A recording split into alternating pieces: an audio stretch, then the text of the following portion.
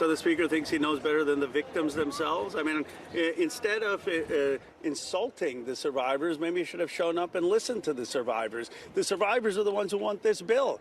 And of course it protects the victims because we worked with the survivors in drafting the bill. All right, this is Russell Dobular here with Keaton Weiss, filling in for Jimmy Dore, who has just landed in the land down under where every freaking thing is trying to kill you. So wish him well. Wish him well. Hopefully we get him back without a big spider bite on his face or anywhere else. I was in Australia one night and there was a freaking spider on the wall the size of my hand. First night I got there. First night. Not good. Believe me, not good. Believe me, not good. All right. Thomas Massie and Marjorie Taylor Greene had a big press conference ahead of the House vote with some of Epstein's survivors. They had quite a lot to say. A lot of their testimony was very moving, including one woman who offered to stand with Marjorie Taylor Greene if she fulfilled her threat of reading out the names of the people on the Epstein list. But here's another survivor who voted for Donald Trump, and quite a few of them had that story that they had voted for Donald Trump and were very disappointed in how he's handled this. Not a hoax. We are here as American survivors of a man who used his wealth and power to hurt young girls and women. The world should see the files to know who Jeffrey Epstein was and how the system catered to him and failed us. Emotionally, this process has been distressing. First, the administration said it would release everything and then applauded President Trump for that. Then it fought to release nothing. Now that checks and balances of our democracy have worked and the bill is getting passed to release the files, we are hearing the administration say they intend to investigate various Democrats who were friends with Epstein. I beg you, President Trump, please stop making this political. It is not about you, President Trump. You are our president. Please start acting like it. Show some class, show some real leadership, show that you actually care about the people other than yourself. I voted for you, but your behavior on this issue has been a national embarrassment. It is time to take the honest, moral ground and support the release of these files, not to weaponize pieces of the files against random political enemies that did nothing wrong, but to understand who Epstein's friends were, who covered for him, what financial institutions allowed his trafficking to continue, who knew what he was doing but was too much of a coward to do anything about it. Now, it makes a lot of sense when you look at how a lot of people have pointed out, rightly, some hypocritically, that the Democrats did not have very much interest in bringing justice for these victims before. That's a valid criticism, and it makes sense that a lot of them wound up supporting Donald Trump, who campaigned on this issue, made it core to his whole reason for asking people to vote for him, that he's going to bring sunshine to this whole issue. We're going to release the files. Bondi, right when she came in, oh, the files are on my desk. Then all of a sudden, I didn't mean files. I meant fly paper. I was misheard. That's what I was saying. I accidentally said files. And now they're seeing, hey, it was never, because the Democrats took no initiative on this. They completely ceded it to J.D. Vance. Yeah, we need to release the files. We need to release the files because they weren't speaking about it. But of course, the Republicans are in the files too. Of course, Epstein was equal opportunity. He was not focused on one party. They were able to frame it that way for years. Of course, that was never reality. So as soon as Trump got into office, all of a sudden, oh, it's a Democrat hoax. Yeah, remember, back when this was going on, Florida was a swing state, everybody. Plenty of Democrats and Republicans down there. Yes, exactly. So here is Thomas Massie at this press conference talking about how hard it has been for them to get these files released. Other survivors of other sex crimes who come to me and say, thank you. You give me hope. You give us hope. There is hope here. We fought the president, the attorney general, the FBI director, the Speaker of the House, and the vice president to get this win. But they're on our side today, though. So let's give them some credit as well. They are finally on the side of justice. And as Rose said, don't muck it up in the Senate. Don't get too cute. We're all paying attention. If you want to add some additional protections for these survivors, go for it. But if you do anything that prevents any disclosure, you are not for the people and you are not part of this effort. Do not muck it up in the Senate. All right. And Joe observes the weight of the entire Trump administration was used in an effort to protect PDF files. Think about that. Yeah, absolutely. So we had this in a previous clip, but this will be clipped separately. It was worth taking another look at to keep it all in context. So Johnson assumed that Thune would bottle this up in committee in spite of Massie's warnings not to do that. To do as a leader in a situation like this, I called my counterpart in the Senate, Leader Thune, and I talked him through this with him and shared our deep concerns. And of course, they share those concerns as well.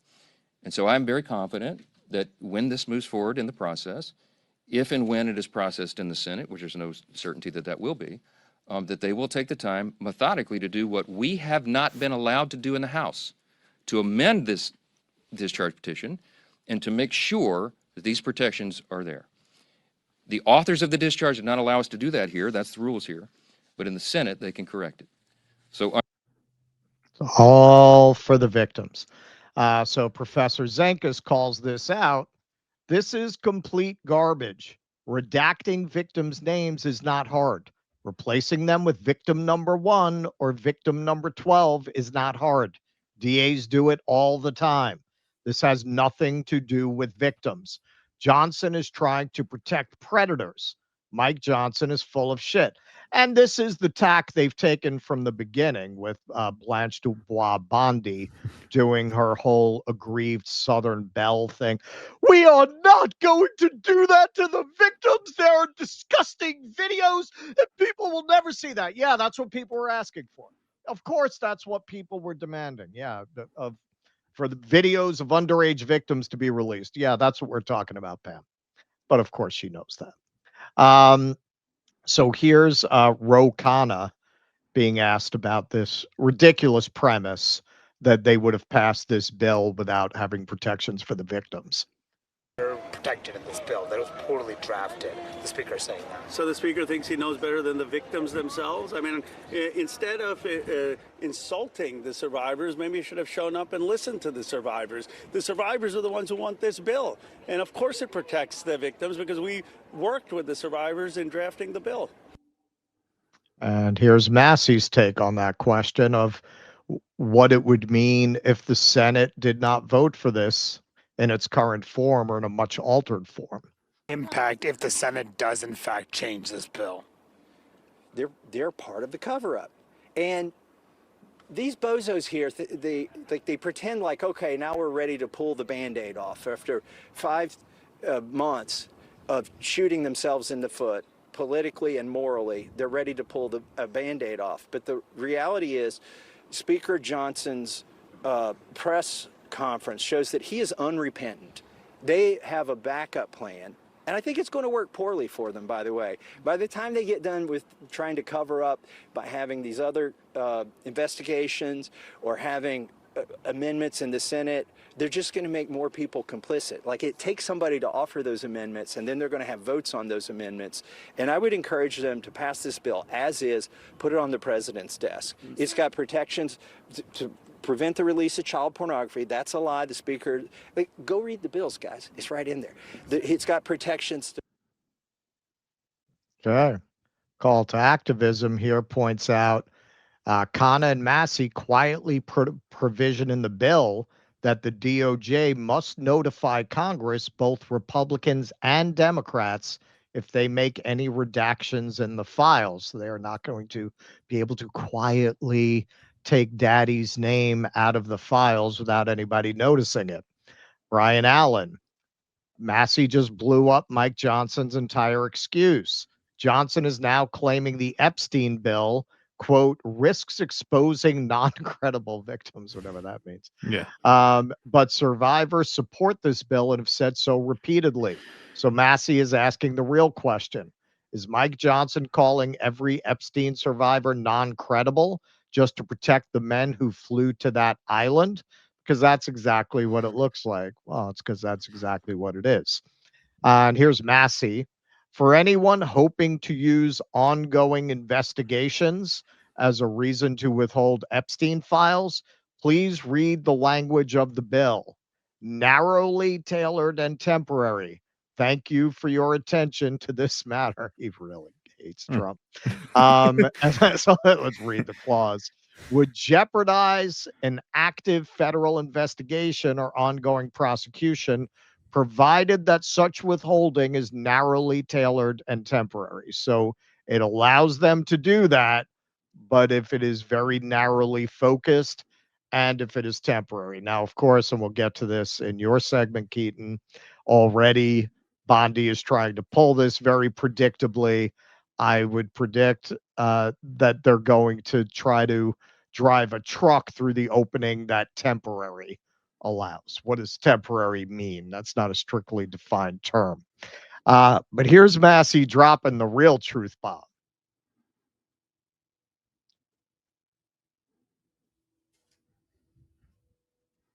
It's that simple. Why do you think he is working so hard not to get them released for so many months? What do you think the real reason is?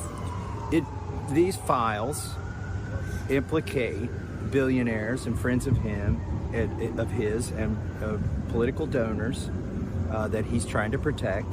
And Epstein also had close ties to our own intelligence agencies and Israel's intelligence agencies. That's why there's so much effort in trying to stop this. And I do believe they'll try to stop it somewhere else. And that's going to backfire on them too. So the president. Yep. No lies detected. And this was a pretty funny overall tweet about the situation from Clint Russell. Pour one out for Cat Turd, who had to go from loving MTG and demanding the Epstein files be released to then hating MTG and pretending the Epstein files didn't matter to then celebrating the release, all because Trump whipsawed his regarded grifting ass all over the place. Indeed, man. Hard out here for a pimp. Hard out here. Yeah, Massie and Marjorie Taylor Greene are their worst nightmare. They are just going to go to the mat on this. You want to analyze their political motives. That's fair enough. They're politicians. I would say, particularly in the case of Massie, who has been extremely consistent throughout his political career, who is not in the process of undergoing a seeming conversion to a kind of different point of view or a different politics. Massie has always been very straight arrow. Whether you agree with him or don't agree with him, nobody can really question his honesty or his integrity. And that's a nightmare for them. That's a nightmare. This is a guy who's not going to shut up about this as they try to wiggle their way out of releasing these files. And he and Marjorie Taylor Greene are giving the disaffected MAGA base a place to go. They're not going to go join the Pete Buttigieg coalition. Right. Given that option, they're just going to join the legions of non-voters and non-politically engaged people. They're holding up the banner of what I would argue most of Trump's coalition thought they were voting for, that at this point, most of them have realized they're getting quite the opposite from this administration, right down to something as core as the Epstein files. You're down to the most broken cultists, I think, in Trump's coalition at this point, and the numbers show that. You've been sharing some numbers with me from some of the counties from last week's vote, and you're seeing these 50-point swings that not only speak to higher turnout for Democrats, but complete collapse in turnout for Republicans. Why? Because they're looking at this and they can no longer say, this is what I voted for. It's the opposite. This is exactly what they did not vote for. Having Massie and Marjorie Taylor Greene gives them some place to go, which I think is going to erode Trump's political position even further. You know, we've talked about this. There's a very good chance that they push him out before the midterms one way or the other. Well, yeah, I mean, that's what makes the politics of this very smart on their part, is that they can see that the party as a whole is crashing into an iceberg. And so they are trying to think, okay, how can we best position ourselves to emerge as leaders in the conservative movement after the shakeup of the impact, right? Because there's going to be an impact, and that's going to force some sort of rejiggering of the MAGA movement, because Donald Trump, as we could see from this vote, has completely lost control of his own movement. And so who takes the reins? You have to think about that. And the reason why that's an urgent question is because there is going to very, very soon, in fact, you can argue there is one right now, there is going to be a complete vacuum of leadership for this movement that Donald Trump created and nurtured up until now. And once again, if you compare this to the cowardice on the Democratic side, the squad members were never willing to do that. The Progressive Caucus was never willing to do that. During the Build Back Better fight, they eventually caved to protect Joe Biden because they didn't want Joe Biden to be embarrassed and not have any bill he could sign and take ownership of. So they're like, well, we better just do what's best for the party, meaning the Biden presidency, knowing, I assume, that it was doomed to fail. They knew that their party was on a course to disaster, and rather than differentiate themselves from Joe Biden and from the mainstream Democratic Party, they chose to go down with the ship. And where are they now? Nowhere. Right? Well, so Massie and Marjorie Taylor Greene are doing the opposite. They're saying, okay, if this ship is crashing, I'm going to be the one saying, hey, we're crashing. We have to do something different so that when we crash, people will look to me as the one who said, you know what, I warned you, and we have to change course. That's why the politics are so smart. They also have the advantage that MAGA has, not that there are no disagreements in that coalition, but there's something there like a cohesive political philosophy and governing philosophy. And there is no equivalent in the Democratic coalition. There is no equivalent vision that coalition agrees on, that a defector could say, come over here. I am that thing you believe in. You got this party made up of shit libs and kind of a soft left that's shit lib adjacent. That's not the kind of thing that arouses people's moral passions. Even as they make the Epstein list central to their political identity, they won't even censure Plaskett, who's not even a fucking real congressperson. She's a delegate. Right. They won't even do that. Even now. Well, that also speaks to why this issue was never raised during the Biden years. It's not only that the Democrats a lot of Democrats are in the Epstein files, which of course we know is true. It's that the Democratic voter base would never raise this issue and make a stink over it, because the Democratic voter base would never want to endanger the good names of their party leaders who they love so much. They're not nearly ornery enough, whereas the MAGA base was.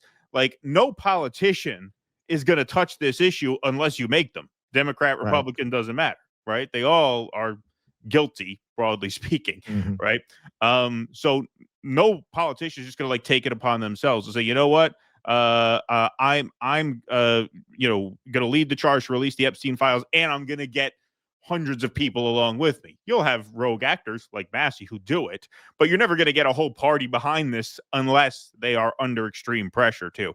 And that pressure ultimately comes from the base of the party, from the people. The Democratic base was never going to put pressure on the Democratic Party to do anything about this the way the MAGA base did in this instance. There's just no doubt about that. Yep. All right. They wouldn't even go after Bill Clinton. That's right. You had feminists writing articles about how they would gladly put on their presidential knee pads for in exchange for abortion rights. I'm Yeah. not making that up. That really happened. No, of course. Yeah. I would have loved to see the look on their face when they realized Trump was there first.